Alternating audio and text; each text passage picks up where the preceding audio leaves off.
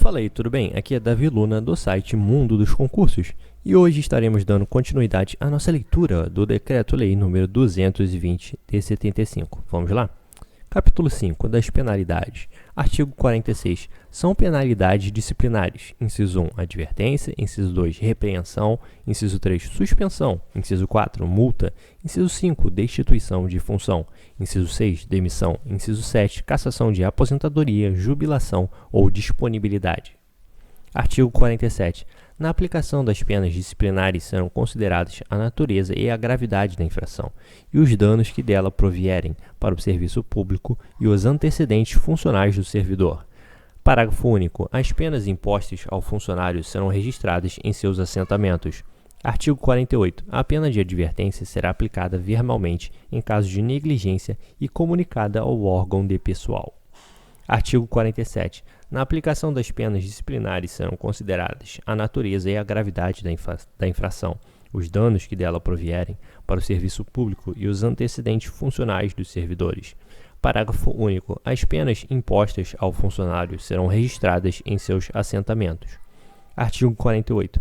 A pena de advertência será aplicada verbalmente em caso de negligência e comunicada ao órgão de pessoal. Artigo 49. A pena de repreensão será aplicada por escrito em caso de desobediência ou falta de cumprimento dos deveres, bem como de reincidência específica em transgressão punível com pena de advertência. Artigo 50. A pena de suspensão será aplicada em casos de: inciso 1, falta grave; inciso 2, desrespeito às proibições que, pela sua natureza, não ensejarem pena de demissão; inciso 3, reincidência em falta já punida com repreensão. Parágrafo 1º. A pena de suspensão não poderá exceder a 180 dias. Parágrafo 2º. O funcionário suspenso perderá todas as vantagens e direitos decorrentes do exercício do cargo. Parágrafo 3º. Quando houver conveniência para o serviço, a pena de suspensão por iniciativa do chefe imediato do funcionário poderá ser convertida em multa, na base de 50% de vencimento, ou remuneração, obrigado, nesse caso, o funcionário a permanecer no serviço durante o número de horas de trabalho normal. Artigo 51. A destituição de função dar-se-á quando verificada falta de exação no cumprimento do dever. Artigo 52. A pena de demissão será aplicada nos casos de: inciso 1, falta relacionada no artigo 40, quando de natureza grave, a juízo da autoridade competente e, se comprovada, má-fé.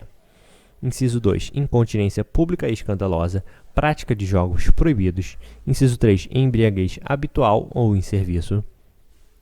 Inciso 4, ofensa física em serviço contra funcionário ou particular, salvo em legítima defesa. Inciso 5, abandono de cargo. Inciso 6, ausência ao serviço sem causa justificada por 20 dias interpoladamente durante o período de 12 meses. Inciso 7, insubordinação grave em serviço.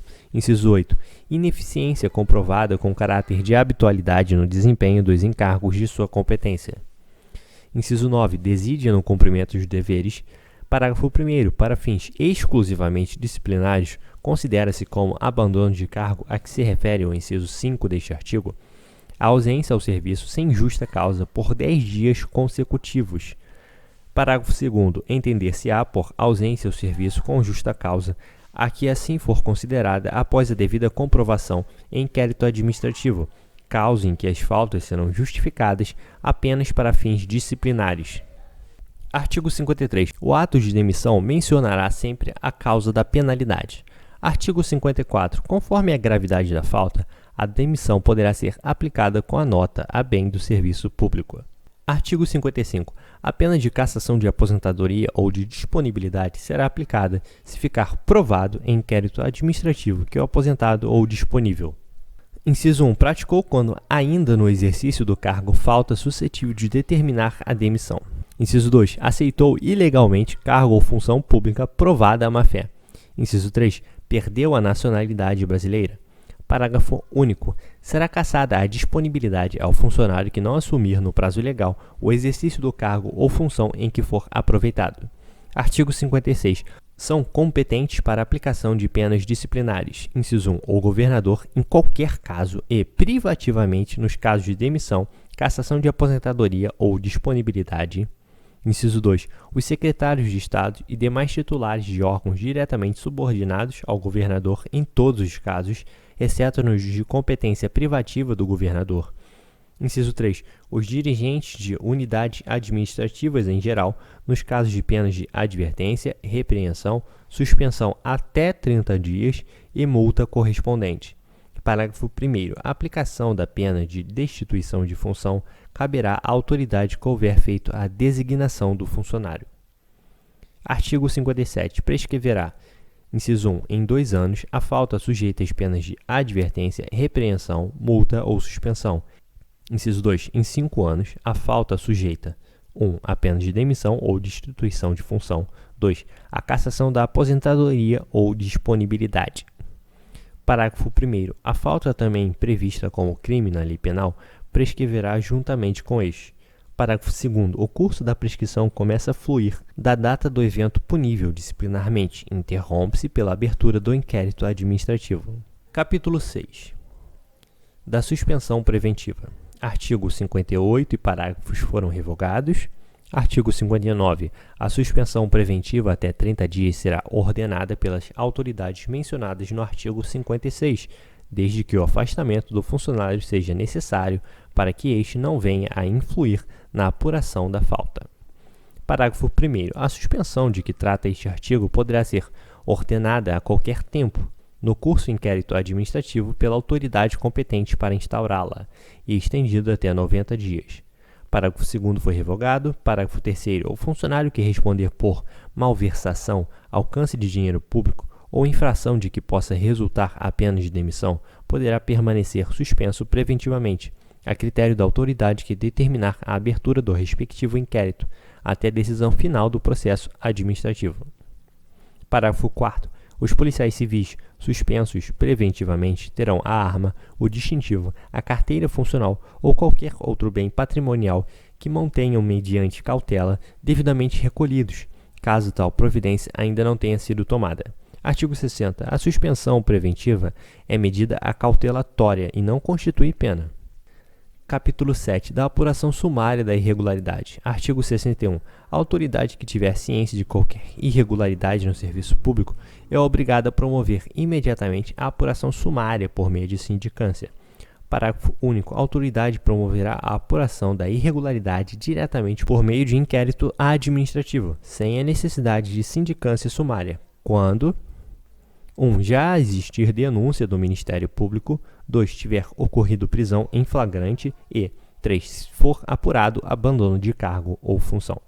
Artigo 62. A apuração sumária por meio de sindicância não ficará adstrita ao rito determinado para um inquérito administrativo, constituindo simples averiguação, que poderá ser realizada por um único funcionário.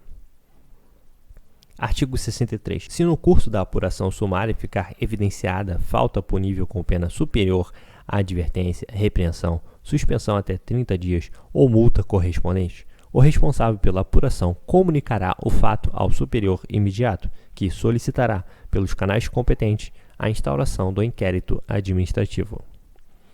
Capítulo 8. Do inquérito administrativo. Artigo 64. O inquérito administrativo precederá sempre a aplicação das penas de suspensão por mais de 30 dias, destituição de função, demissão e cassação de aposentadoria ou disponibilidade. Artigo 65. A determinação de instauração de inquérito é da competência do secretário de Estado de Administração, inclusive em relação a servidores autárquicos. Parágrafo único. Mesmo que seja outra autoria de seu órgão competente para apuração por meios sumários, sindicância ou mediante inquérito administrativo de grave irregularidade de que tenha ciência no serviço público, artigo 40 e 52, e secretário de Estado de Administração será sempre competente para determinar de imediato a instauração de inquérito, inclusive em relação a servidores autárquicos, quando chega a seu conhecimento, independentemente de qualquer comunicação, a ocorrência de irregularidade, inobservância de deveres ou infrações de proibições funcionais em quaisquer área do Poder Executivo Estadual. Artigo 66. Promoverá o inquérito uma das comissões permanentes de inquérito administrativo da Secretaria de Estado de Administração. Artigo 67. Se de imediato ou no curso do inquérito administrativo ficar evidenciado que a irregularidade envolve crime, a autoridade instauradora ou presidente da comissão a comunicará ao Ministério Público. Parágrafo único. Quando a autoridade policial tiver conhecimento de crime praticado por funcionário público com violação de dever inerente ao cargo ou com abuso de poder, fará comunicação do fato à autoridade administrativa competente para a instauração do inquérito cabível.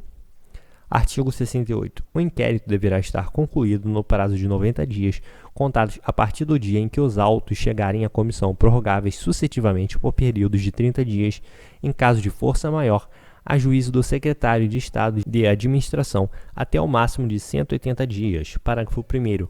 A não observância desses prazos não acarretará a nulidade do processo, importando, porém, quando não se tratar de sobrestamento, em responsabilidade administrativa dos membros da comissão. Parágrafo 2º. O sobrestamento de inquérito administrativo só ocorrerá em caso de absoluta impossibilidade de prosseguimento, a juízo do secretário de Estado de Administração. Parágrafo 3º. Em se tratando de abandono de cargo, o inquérito deverá estar concluído no prazo de 60 dias, contados a partir da chegada dos autos à comissão, prorrogáveis por 2 períodos de 30 dias cada um, a juízo do secretário de Estado de Administração. Artigo 69. Os órgãos estaduais, sob pena de responsabilidade de seus titulares, atenderão com a máxima presteza às solicitações da comissão, inclusive requisição de técnicos e peritos, devendo comunicar prontamente a impossibilidade de atendimento em caso de força maior. Artigo 70. Ultimada a instrução, será feita no prazo de 3 dias a citação do indiciado para a apresentação da defesa, no prazo de 10 dias, que será comum, sendo mais de um indiciado, com vista dos autos na sede da comissão. Parágrafo 1º. Estando o indiciado em lugar incerto, será citado por edital, no órgão oficial de divulgação do Estado, por 3 dias consecutivos. Parágrafo 2º. O prazo de defesa será contado a partir da última publicação do edital de citação. Parágrafo 3º. As diligências e oitivos de testemunhas requeridas pela defesa ficarão a cargo do interessado e deverão ser concluídas no prazo de 10 dias, sob pena de perda de prova. Artigo 71. Nenhum acusado será julgado sem defesa, que poderá ser produzida em causa própria.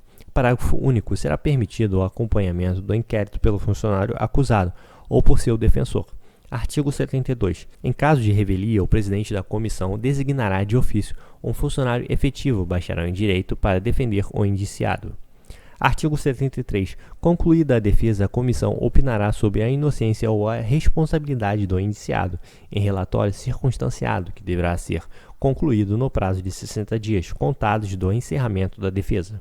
Artigo 74. Recebido o processo, o secretário de Estado de Administração proferirá a decisão no prazo de 20 dias, ou o submeterá no prazo de 8 dias ao governador do Estado, para que o julgue nos 20 dias seguintes ao seu recebimento. Parágrafo 1º. A autoridade julgadora decidirá à vista dos fatos apurados pela comissão, não ficando, todavia, vinculada às conclusões do relatório. Parágrafo 2º. Se a autoridade julgadora entender que os fatos não foram apurados devidamente, determinará o reexame do inquérito pelo órgão competente. Artigo 75. Em caso de abandono de cargo ou função, a comissão iniciará seu trabalho, fazendo publicar por 3 vezes edital de chamada do acusado, no prazo máximo de 20 dias. Artigo 76. O funcionário só poderá ser exonerado a pedido após a conclusão do inquérito administrativo, a que responder e do qual não resultar pena de demissão. Capítulo 9. Da revisão. Artigo 77. Poderá ser requerida a revisão do inquérito administrativo que haja resultado pena disciplinar quando forem aduzidos fatos ainda não conhecidos comprovatórios da inocência do funcionário punido. Parágrafo único. Tratando-se de funcionário falecido, desaparecido ou incapacitado de requerer, a revisão poderá ser solicitada por qualquer pessoa. Artigo 78. A revisão proceder-se-á em apenso ao processo originário. Artigo 79. Não constitui fundamento para revisão a simples alegação de injustiça da penalidade. Artigo 80. O requerimento devidamente instruído será encaminhado ao governador, que decidirá sobre o pedido. Autorizada a revisão, o processo será encaminhado à comissão revisora, que concluirá o encargo no prazo de 90 dias, prorrogável pelo período de 30 dias, a juízo do secretário de Estado de Administração. Parágrafo único. O julgamento caberá ao governador no prazo de 30 dias, podendo antes o secretário de Estado de Administração determinar diligências concluídas as quais se renovará o prazo. Artigo 82. Julgada procedente, a revisão será tornada sem efeito a pena imposta, restabelecendo todos os direitos por ela atingidos. Disposições gerais e transitórias. Artigo 83. As disposições de natureza estatutária que se contiverem no plano de classificação de cargos previsto no artigo 18 da Lei Complementar número 20 de 1º de julho de 1974, bem como no plano de retribuição, que vier a lhe corresponder, integrar-se-ão para todos os efeitos neste diploma legal. Artigo 84. As normas legais e regulamentares referentes à promoção e acesso, bem como as vantagens pessoais de funcionários dos quadros 2 e 3 suplementares, continuem em vigor no que não colidirem com as disposições deste decreto-lei e até posterior disciplinamento da matéria, enquanto não forem incluídos no quadro 1 permanente, nos termos que vier a dispor o plano de classificação de cargos do Estado do Rio de Janeiro. Artigo 85. Contar-se-ão por dias corridos os prazos previstos neste decreto-lei. Parágrafo 1º. Na contagem dos prazos, exclui-se o dia do começo e inclui-se o do vencimento.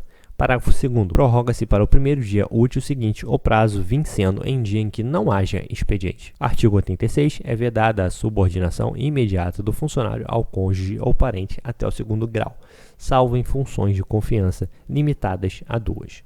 Artigo 87. O dia 28 de outubro é consagrado ao serviço público estadual. Artigo 88. Este decreto-lei entrará em vigor na data de sua publicação, revogadas as disposições em contrários. Finalmente chegamos ao final do decreto-lei número 220. Não ficou nem um pouquinho redundante isso, né? Finalmente chegamos ao final.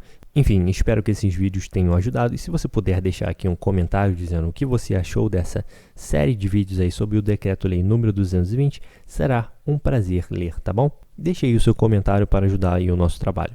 Eu vou ficando por aqui e eu te vejo no nosso próximo vídeo. Até lá!